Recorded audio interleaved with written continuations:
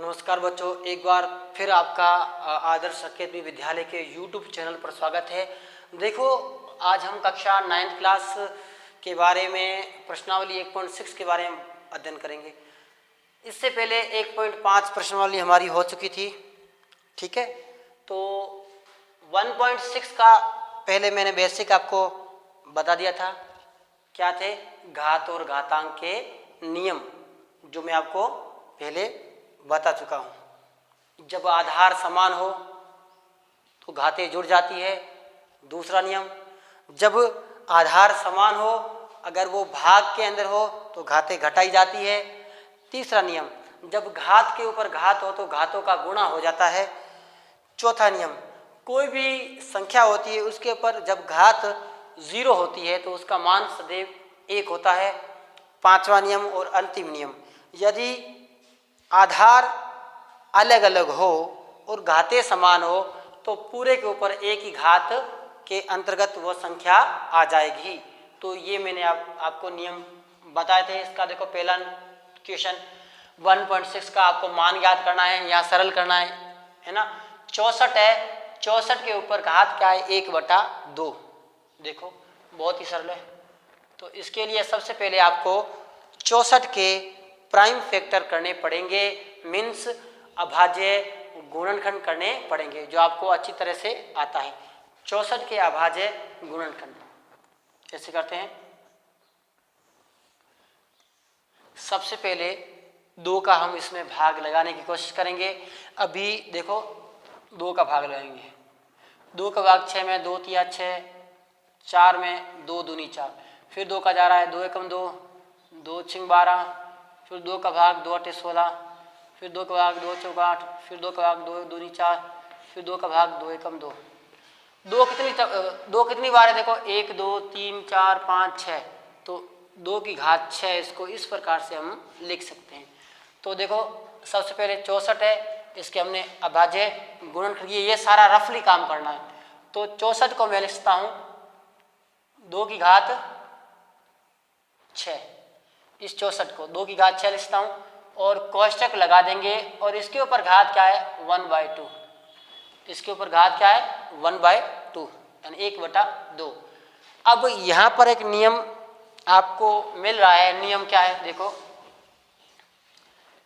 जब घात के ऊपर घात हो तो घातें गुणा हो जाती है, तो गुणा करेंगे। 2 तो है ये, तो 6 गुणा इसका गुणा जाएगा 1/2। जब घात के ऊपर घात हो तो घातें गुणा हो जाती है, इस प्रकार से गुणा करना है। तो 2 और 6 3 टाइम्स कैंसल आउट हो गए, तो पीछे बचा गया 2। 3 को 1 से गुणा किया, ये 3 आया। 2 की घात 3, 2 की घात 3 का मतलब 2 को 3 बार गुणा करना, 2 × 2 × 2। अब 2 दूनी 4, 4 दूने 8। ये हमारा क्या आ गया बच्चों? उत्तर आ गया, ठीक है। सेकेंड प्रश्न, इसका देखो, सरल है। 32 की घात 1/5, बहुत ही सरल। 32 की पावर्स क्या है? 1/5। तो 32 के वापस आपको अलग से अभाज्य गुणनखंड करने होंगे। 2 का भाग जाएगा 2 एकम 2, 1 बचा शेषफल, उधर गया 12 हो गया, 2 छिंग 12, फिर 2 8 16, फिर 2 चौक 8, फिर 2 दूनी 4, फिर 2 एकम 2। 2 कितनी बार है? देखो, 2 5 बार है। 2 की घात ये 5 आ गया। ऊपर पावर्स कितनी है सर? 1/5। वापस वही नियम लागू हो गया, घात के ऊपर घात हो तो घातें गुणा हो जाती है। 2, ये 5 गुणा 1/5, ये 5 से 5 कैंसिल, 2 की घात 1 बचा, 2 की घात 1 मतलब 2। ये इस प्रकार से इसका उत्तर आ गया, ठीक है। अगला प्रश्न देखो, मैंने पहले का पहला और दूसरा करा दिया है ना। तीसरा आपको खुद को करना है। अब मैं दूसरा प्रश्न स्टार्ट करने वाला हूं। देखो, दूसरा प्रश्न है, उसका पहला मान ज्ञात करना है, वैल्यू आपको फाइंड आउट करनी है। क्या है? देखो, 9 की घात 3/2, ये भी इसी प्रकार है, 9 की घात 3/2। तो सबसे पहले 9 के अभाज्य गुणनखंड बहुत ही सरल है, आपको बताइए, 3 × 3, बहुत ईजी। 3 की घात 2 क्या होगा? 3 2 बार है तो 3 की घात 2, 9 है ना। इसको मैंने क्या लिखा? 3 की घात 2, तो इसको मैं लिखता हूँ 3 की घात 2। ये कोष्टक लगा दो। ऊपर क्या है, घात क्या है 3/2। वापस जब घात के ऊपर घात हो तो घात एक गुणा हो जाती है, तो गुणा करो। 3 का 3, ये 3 का 3, ये 2 है, और गुणा ये 3/2। इस प्रकार से 2 से 2 कैंसिल, बचा क्या सर 3, ये 3 और ऊपर घात कितनी हो जाएगी, ये 3। 3 को 3 बार लिखो, 3 × 3 × 3, गुणा करेंगे 3 तिया 9, 9 तिया 27, ये हमारा क्या आ गया, उत्तर आ गया। इस प्रकार से आपको करने हैं। दूसरा प्रश्न देखो क्या है, बहुत ही सरल, 32 की घात 2/5। दूसरा आप कर लोगे, तीसरा आप कर लोगे, मैं चौथा करा रहा हूँ, है ना। कौन सा करा रहा हूँ, चौथा। देखिए बहुत ही सरल, चौथा क्या है, 125 की घात -1/3। 125 की घात -1/3,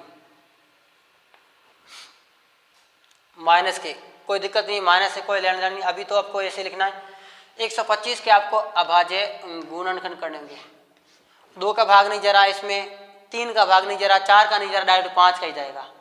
5 दूनी 10, 55 25, 55 25 और 5 की 5, 5 3 मारे तो 5 की घात 3 होगा, क्या होगा, 5 की घात 3।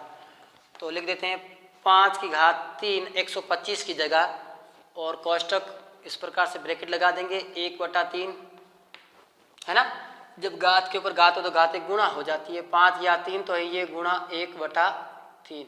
ये माइनस है, आगे लगा दो, कोई दिक्कत नहीं है ना, यहाँ लगो यहाँ लगो, एक ही बात है।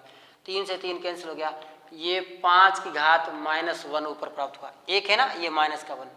देखो जब कोई घात ऋणात्मक होती है तो उसको पॉजिटिव कर सकते हैं, जब वो नीचे जाएगी ना, देखो 5 की घात -1 है, इसका मतलब 1/5 की घात 1, इसको इस प्रकार से लिख सकते हैं।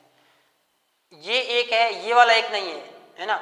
एक तो लिखना पड़ता है जब कोई संख्या बटे में लेते हैं ना, ये माइनस में है तो उसको पॉजिटिव करने के लिए 1/5 की घात 1 हो जाएगा। ये सिंपल सा प्रश्न है, इसका उत्तर देखो।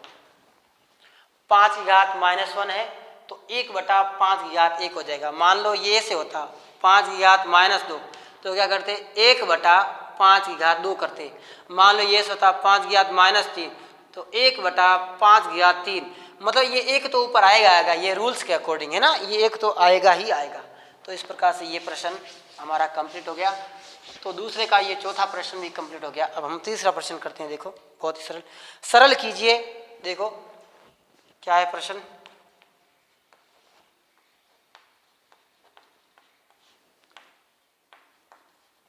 सरल करो। प्रश्न क्या है, देखो बहुत सरल होगा, सरल है। देखो 2 की घात 2/3। अच्छा, ये पॉइंट मतलब ये गुणे का निशान आ गया, और 2 की घात 1/5। अब इसमें कौन सा नियम लागू हो रहा है, आपको खुद को दिमाग लगाना है। आधार समान है और पॉइंट पर, ये पॉइंट नहीं है, ये गुणे का निशान है। जब आधार समान है और गुणे में हो तो घातें जुड़ जाती है, ये नियम लगेगा, है ना। जब आधार समान हो, आधार 2 2 समान है तो इसकी घातें जुड़ जाएंगी। ये 2 का 2 घातें जुड़ जाएंगी, 2 की घात 3। ओके, यहाँ पर जोड़ेंगे तो प्लस का निशान आ जाएगा 1/5। अब ये 2 का 2, अब इसको हल करने का तरीका आपको आता ही है, 3 और 5 का एलसीएम लेके कर सकते हैं, है ना। 3 और 5 का एलसीएम क्या है बताओ, 15 आ गए, ये 15 आ गए, है ना। 2 का 2, 3 और 5 का एलसीएम लिया, 15 आ गए। 3 का भाग 15 में 5 बार, 3 और 5 5 5 बार, 5 को अंश से गुणा करते हैं, 5 दूनी 10, प्लस का प्लस। 5 के भाग 15 में 3 बार, 3 को 1 से गुणा किया, ये 3 आ गए। तो 2 की घात 10 और 3 13, 13/15, ये हमारा क्या आएगा, उत्तर आएगा।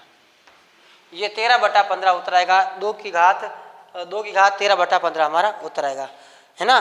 तो बहुत ही सरल सा प्रश्न था।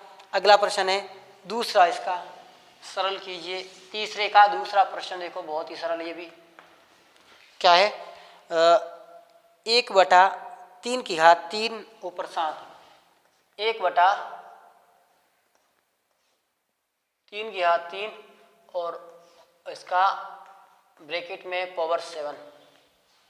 तो सरल है, 7 पावर्स के में तो 1 के ऊपर भी घात 7 होगी और 3 की घात 3 के ऊपर भी घात 7 होगी। तो सिंपल सा देखो, 1 की घात 7, अब मैं इसको ब्रैकेट को खोला हूँ तो 7 इसके ऊपर भी आएगा, और नीचे जो 3 की घात 3 है, ये कोष्टक तो है, ये 7 इसके ऊपर भी आएगा। क्योंकि 7 पूरे कोष्टक में है तो पावर इसके ऊपर भी है, 7 की पावर इसके ऊपर भी है, तो एक को चाहे 7 वाला लिखो 8 वाला लिखो, उसका गुणा करेंगे तो एक ही आएगा, है ना। अब जब ये 3 का 3 आधार में, जब घात के ऊपर घात है तो घाते गुणा होगी, 3 × 7 ये गुणा हो जाएगी। आगे 1 का 1 है, ये 3 की घात, तीनों सते ये 21, इस प्रकार से ये हमारा क्या आ गया, उत्तर आ गया। घात को हमेशा पॉजिटिव ही रखो, है ना। इसको अगर नेगेटिव करना है या हम इसको ये भी कर सकते हैं, तो ये ऊपर जाएगी तो माइनस की हो जाएगी। एक तो है ये ऊपर 3 की घात -21, जब ऊपर जाएगी तो ये घात माइनस की हो जाएगी, है ना। तो 1 को 3 से गुणा किए तो 3 की घात -21 ही आएगा। ये हमारा अंतिम उत्तर, ये हमारा क्या गया, अंतिम उत्तर। ये भी लिखो तो भी सही है, ये भी लिखो तो भी सही है। ओके, नेक्स्ट क्वेश्चन देखो। तीसरा का पहला और दूसरा मैंने करा दिया, और तीसरा आप खुद कर लोगे, चौथा भी आप खुद कर लोगे, ठीक है। इस प्रकार से ये प्रश्नावली हमारी आज की कंप्लीट हो गई है। आपको जो नहीं आता है वो वीडियो के कमेंट बॉक्स में आप कमेंट करो, मैं आपको वापस समझाने की कोशिश करूँगा, ठीक है। तो आज के लिए इतना ही। ये हमारी प्रश्नावली पहली यहाँ पर समाप्त हो गई है।